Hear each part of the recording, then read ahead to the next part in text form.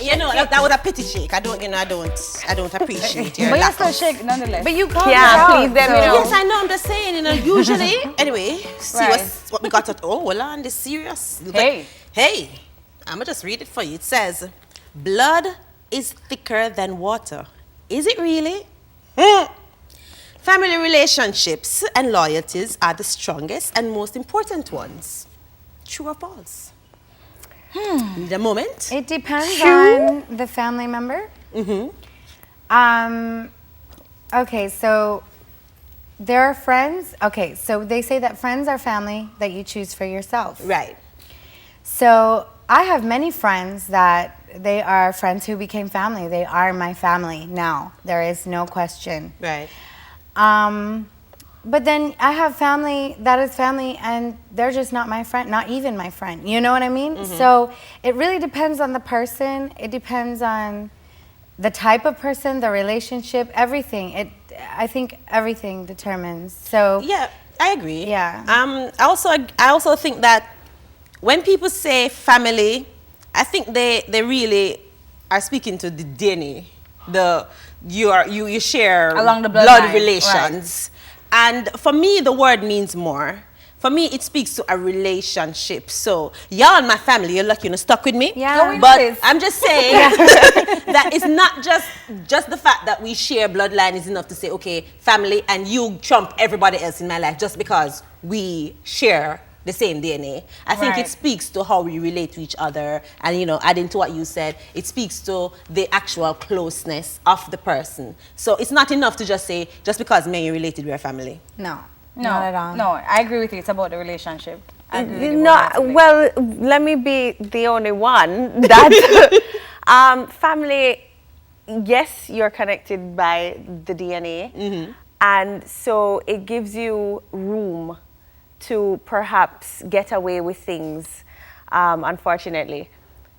So with my family, there are persons in my family that, boy, why you have to be like that? But I love you same way. And we grew up learning how to do that. Forgive. But outside of that, I don't know if it's the same. So I don't know if I would forgive my friends the same. But let me guess, you're very close to your family. I am very close to my family. And clearly her family won't do things that are that bad, unforgiving, that are unforgivable. almost. Right. Yeah. Yeah, but well, you're assuming. I'm assuming because you're saying that everything's forgivable because they're family. Yeah, because blood is blood. Oh yeah? It's that kind of mentality that was taught to us. Blood is blood. Okay. So you have to understand that's family.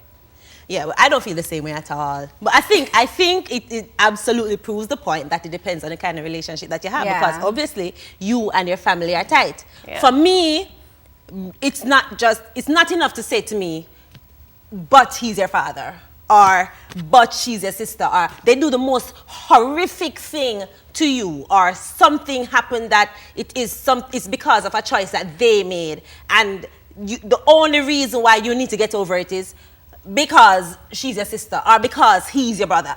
That's not enough for me. Okay.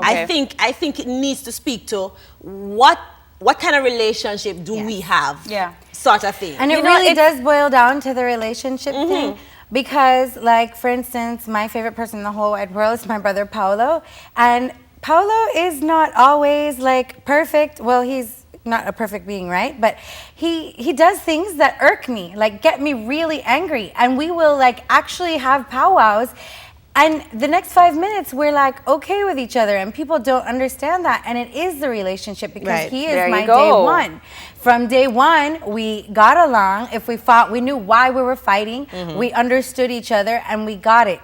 So it's one of those things where he knows when he's going to do something that's going to make me angry. And even if he still chooses to do it, he knows the repercussions of that. And I know that he knew, and it's one of those things, so we can go at it and it's okay. And that is forgivable, right? Because we know that we'll make it up to each other, you know, in a few minutes or so, or whatever the case is. But there are people that they don't know what your reaction will be, and they are your blood. And they don't know what your reaction will be, or they do know what your reaction will be, and they just don't care. And in that case, what do? Do you put them above your own feelings, or do you actually deal with them as a person, not as your family? All right, well, let's talk about something. Family and business. People say friends and money. So let's talk about family and business. Now, there are people who just believe that, listen, never, ever, ever do business with your family. How you feel about that? I'm not going to say that. I mean, you have that cardinal rule, because I've heard it before, yes. But I've also seen where it has worked. Like with the Asian members, I've seen where it has worked. Where I see where in the Chinese family, right, especially, you know, your father owned the place, the son come inherit it, you know, his child will also come and inherit it, and it works for them, and their business will flourish and bloom into wonderful things. On the other hand, you have those members as well that make you a little bit weary, because it's almost like, all right, so my family member owns this property and I get a free pass to do whatever it is that I want to do. Yes. I can turn up to work late. I can go into the stock and take out as much as I want to take out. I can be rude to the employees because my family member is the boss and I can have you fired, that kind of thing. You know what I mean? So it's understanding your family, understanding your members. There are persons in my family that I would probably, and I can say this open, there are persons who I probably like, I probably would not put it there, and I probably put it there so instead. You know what I mean? That kind of thing. So you just understanding your members and being, I guess, careful with that. Yeah, but I heard you raise a point about how, for example, a Chinese family looks at it. I think that's a cultural thing, though, because culturally, they operate so much as a family. I'm not just talking about immediate, just the father, mother, child. I'm talking about cousins and aunts and grandparents, and their whole thing revolves around that kind of culture. So, I mean, what do they do that we don't do that makes their family unit so strong? You know what? Culture has a lot to do with it, but discipline has even more to do with it. So you do have black families who are very successful business people and pass down their business. You have, I mean, we know about the Middle Eastern families too. That's another culturally ingrained thing. Right. Yes, but it comes down to discipline. Can I trust you to have our interest at heart? You know, so it's a trust, it's a discipline thing. And a lot of times it's something that takes time to build as well. In terms of the children, they don't get like all and sundry at once. Like it's like they're trained in it and brought up in it, and it's like, okay, and please do not mistake the wrath that comes down on that child's head when they have stepped over the boundary or done something that they shouldn't have within that business. Like it's a different thing.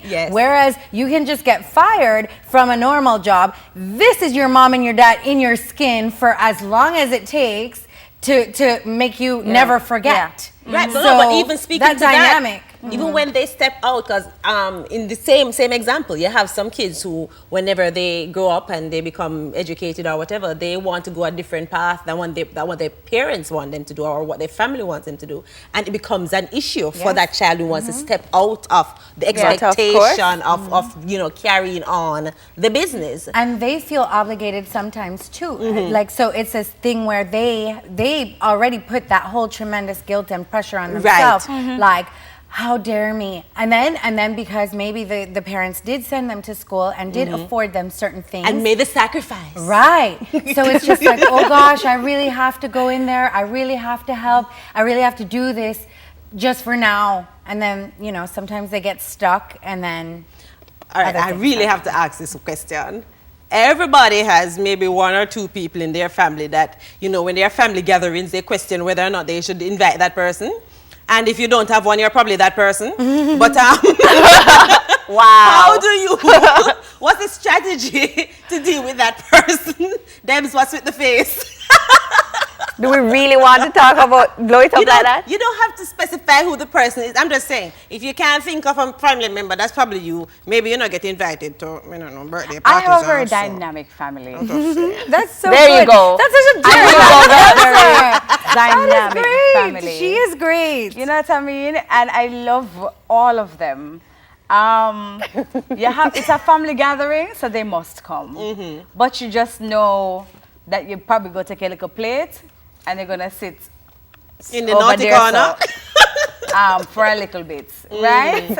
When it comes to the sharing time, it's almost you just condition your mind. You condition your mind that's how you deal with them. You condition your mind that this is a family gathering. Your grandparents probably would have not want it another way than to have everybody here. Right. You know, so it's more important to just fulfill your grandparents' wish. You know what's sad? So, yeah. What's sad is that sometimes you end up planning around that person because you know when them come, war gonna start. Yes, Yeah. man. Or you know Because somebody they get involved with somebody fiance at Something. the wedding and they found out about it and it was a big Some thing and mix fight up. broke. This sounds big mix up and blame.